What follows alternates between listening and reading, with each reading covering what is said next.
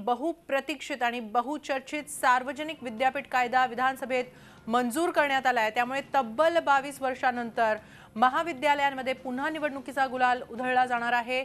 1994 मध्ये महाविद्यालयांमधल्या निवडणुकांवर बंदी घालण्यात आली होती, मात्र गेल्या वर्षापासून पुन्हा महाविद्यालयांमधील निवडणुकांबाबत चर्चा सुरू होती। अखेर नवीन विद्यापीठ कायद्यामध्ये या तरतुदीचा समावेश करण्यात आला आहे। त्यामुळे आता लोकशाही पद्धतीने आचारसंहितेच्या आधारे पुढील शैक्षणिक वर्षापासून महाविद्यालयांमध्ये निवडणुका होणार आहेत।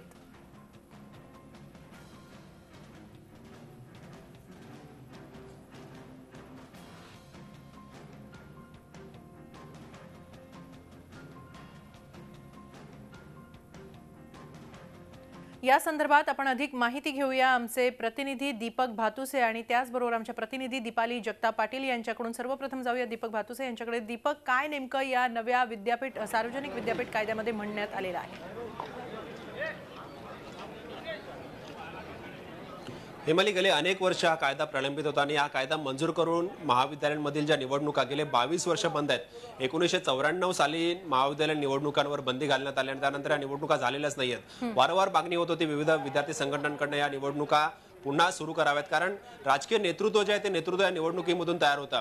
आपल्याला माहिती आहे आशिष शेलार असतील जे मुंबई भाजपमध्ये अध्यक्ष आहेत, भाजपचे आमदार पराग अळवणे असतील, राष्ट्रवादी काँग्रेसचे आमदार जितेंद्र आव्हाड असतील, शशिकांत शिंदे असतील, हे सगळं नेतृत्व जे उभं राहिलं ते महाविद्यालयीन निवडणुकांमधून उभं राहिलं। परंतु 94 नंतर या निवडणुका बंद झाल्यानंतर महाविद्यालयांमधलं नेतृत्व जे आहे ते राजकारणात येणं जवळपास बंद झालं। एक व्यासपीठ विद्यार्थ्यांसाठी असायचं राजकारणात प्रवेश करण्यासाठी, ते व्यासपीठ या निवडणुका बंद झाल्यामुळे दुरावलं होतं या विद्यार्थ्यांपासून। परंतु आता पुन्हा हे व्यासपीठ विद्यार्थ्यांना पुढच्या शैक्षणिक वर्षापासून मिळणार आहे आणि 22 वर्षांनंतर राज्यातील महाविद्यालयांमध्ये निवडणुका सुरू होणार आहेत। सार्वजनिक विद्यापीठ कायदा जो आज विधानसभेने संमत केला, या कायद्यामध्ये पूर्णपणे विद्यार्थी केंद्रित हा कायदा असा म्हणावा लागेल, कारण विद्यार्थ्यांना या कायद्यामध्ये जादा झुकतं माप, जादा अधिकार देण्यात आलेले आहेत। विविध ज्या समित्या असतात महाविद्यालयांमधल्या, त्या महाविद्यालयांमधल्या समित्यांमध्ये विद्यार्थ्यांचा आता प्रतिनिधित्व असणार आहे। त्याचबरोबर सिनेटवर सुद्धा निवडणुकांमध्ये जे सचिव आणि अध्यक्ष विद्यार्थी परिषदेवर निवडून येतील त्यांचा समावेश सिनेटमध्ये असणार आहे आणि जे काउन्सिलिंग बॉडी आहे, मॅनेजमेंट काउन्सिल आहे, त्या मॅनेजमेंट काउन्सिलवर सुद्धा आता विद्यार्थी प्रतिनिधी असणार आहे। त्यामुळे विद्यार्थ्यांना महाविद्यालयांच्या निर्णय प्रक्रियेमध्ये मोठा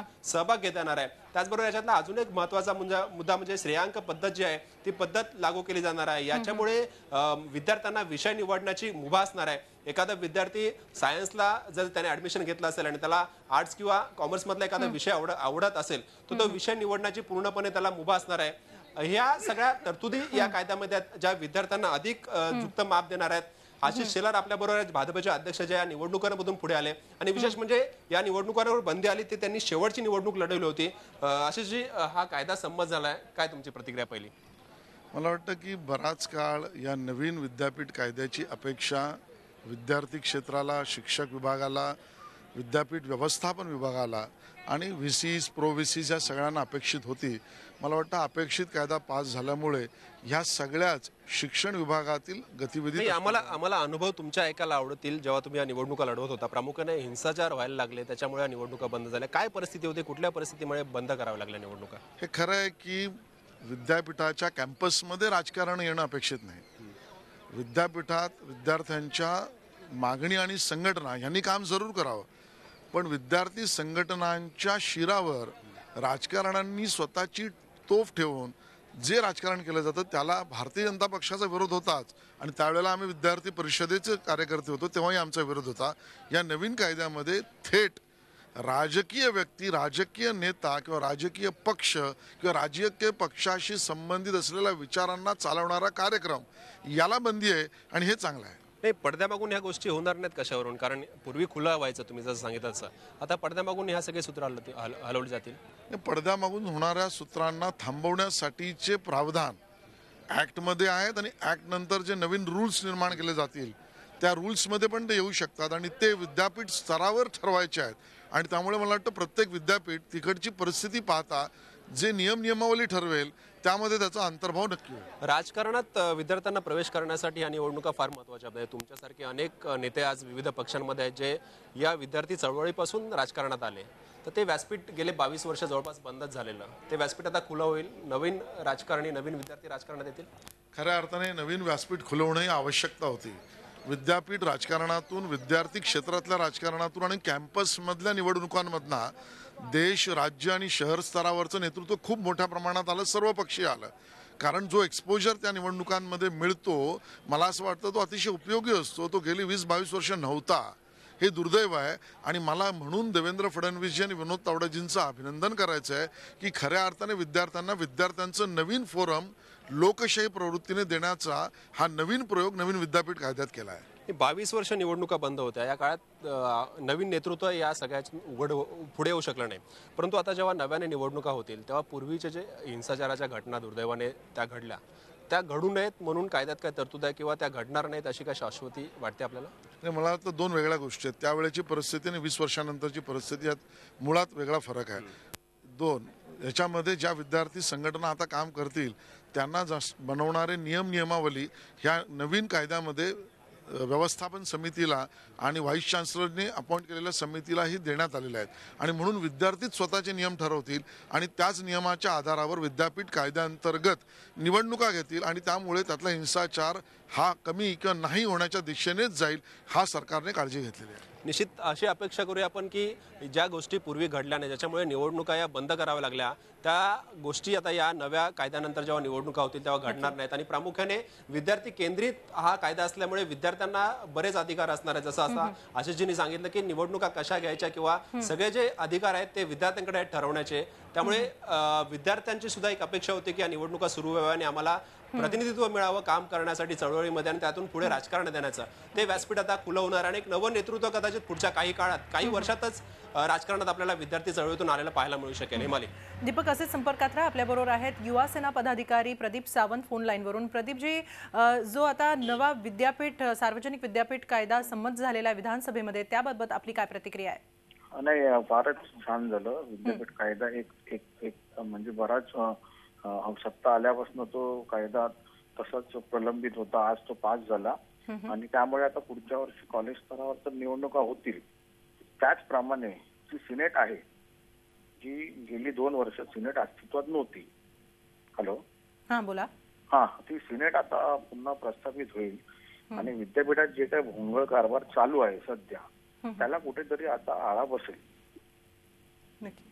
धन्यवाद प्रदीपजी, झी 24 तासकडे ही प्रतिक्रिया दिल्याबद्दल. आमच्या प्रतिनिधी दीपाली जगताप पाटील आपल्याबरोबर आहेत. दीपाली, 22 वर्षांनंतर या निवडणुका पुन्हा नव्यानं सुरू होणार आहेत.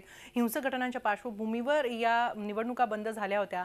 आता जेव्हा या नव्यानं सुरू होणार आहेत निवडणुका, तेव्हा कशा असू शकतात या निवडणुका? काय काय पर्याय असू शकत आहेत? हेमाली, नक्कीच विद्यापीठ कायद्याबाबत जेव्हा चर्चा सुरू होती तेव्हा या कॉलेज निवडणुकांना जेव्हा विद्यापीठ कायद्यात मंजुरी दिली गेली आहे तेव्हा याबाबत भरपूर चर्चा झाली. अनेक पर्याय सुरुवातीला पुढे आले. जशी आत्ता पद्धत आहे, जेव्हा कॉलेज लोकशाही पद्धतीने कॉलेज निवडणुका होत नव्हत्या तेव्हा मेरिटवर जे विद्यार्थी येत होते ते स्टुडंट काउन्सिलवर सेक्रेटरी आणि अध्यक्ष म्हणून येत होते. मात्र आता विद्यार्थ्यांना थेट आपला सचिव आणि अध्यक्ष निवडता येणार आहे. सगळ्यात आधी GS जो आहे, जनरल सेक्रेटरी, हा समजा मुंबईत 750 कॉलेजेस आहेत तर प्रत्येक कॉलेजमधून एक GS निवडला जाणार आहे, जनरल सेक्रेटरी. त्याच्यासाठी त्या कॉलेजचे विद्यार्थी जे आहे तो आपल्या जनरल सेक्रेटरी निवडून देतील आणि नंतर या जवळपास 750 जनरल सेक्रेटरी मधून सचिव आणि अध्यक्ष स्टुडंट काउन्सिलचा निवडला जाणार आहे आणि त्यासाठी हे 750 GS जे आहेत ते वोट करणार आहेत. आणि सगळ्यात महत्त्वाचं म्हणजे जी भीती कॉलेज निवडणुकांबाबत आहे की यामध्ये अनेक गुन्हे घडू शकतात किंवा जो इतिहास जसा कॉलेज निवडणुकांचा आहे, त्यामुळे याबाबत काळजी घेणं अत्यंत गरजेचं आहे. आणि त्यासाठी नवा जो पर्याय, ज्यावर खुद्द शिक्षण मंत्री, शिक्षण विभाग जे आहे, उच्च शिक्षण विभाग विचार करत आहे, ते म्हणजे ऑनलाईन पद्धतीने वोटिंग घ्यायचं. मोबाईलच्या माध्यमातून ते सेक्रेटरी जो आहे, अध्यक्ष जो आहे, तो निवडला जाईल आणि हे संपूर्ण जी निवडणुकीची प्रक्रिया आहे ती ऑनलाईन पद्धतीने होईल आणि त्यामुळे कुठेतरी कॉलेजांमध्ये होणारी गर्दी जी आहे ती कमी होऊ शकते. अर्थात आता प्रत्यक्षात कशा पद्धतीने राज्य सरकार याची अंमलबजावणी करता, सुरक्षेचा देखील खूप मोठा मुद्दा आहे. कारण कॉलेज याची जबाबदारी घेणार का की आमच्या कॉलेजमध्ये गुन्हा घडणार नाही किंवा हिंसा होणार नाही, की पोलीस, मुंबई पोलिसांकडे किंवा पूर्ण महाराष्ट्र पोलीस आहेत त्यांच्याकडे ही जबाबदारी जाणार, हे अर्थात अद्याप क्लिअर व्हायचं आहे. त्यामुळे जेव्हा लोकशाही पद्धतीने कॉलेज निवडणुका होणार तेव्हा या सगळ्या बाबी लक्षात घेणं महत्त्वाचं आहे आणि म्हणून अनेक पर्याय जे आहेत ते राज्य सरकार समोर आहेत. नक्की. दीपाली, अशा संपर्कात राहा. आपल्याबरोबर स्टुडंट फेडरेशन ऑफ इंडियाच्या पदाधिकारी कविता वारे आहेत. कविताजी, तुम्हाला काय वाटतं या निर्णयाबद्दल? आता नवीन विद्यापीठ कायदा विधानसभेमध्ये मंजूर झालाय, आपली काय प्रतिक्रिया आहे? चांगली गोष्ट आहे. एवढ्या वर्षाच्या कालखंडानंतर एक विद्यार्थी राजकारणामधून जो काही पुढे येणार आहे त्याच्या स्तरावर शिक्षण संस्थेमध्ये जो काही भोंगळ कारभार चालू आहे त्या शिक्षण संस्थांच्या भोंगळ कारभाराला कुठेतरी विद्यार्थी राजकारणाच्या आधारावरती एक आळा बसण्याचं काम होणार आहे.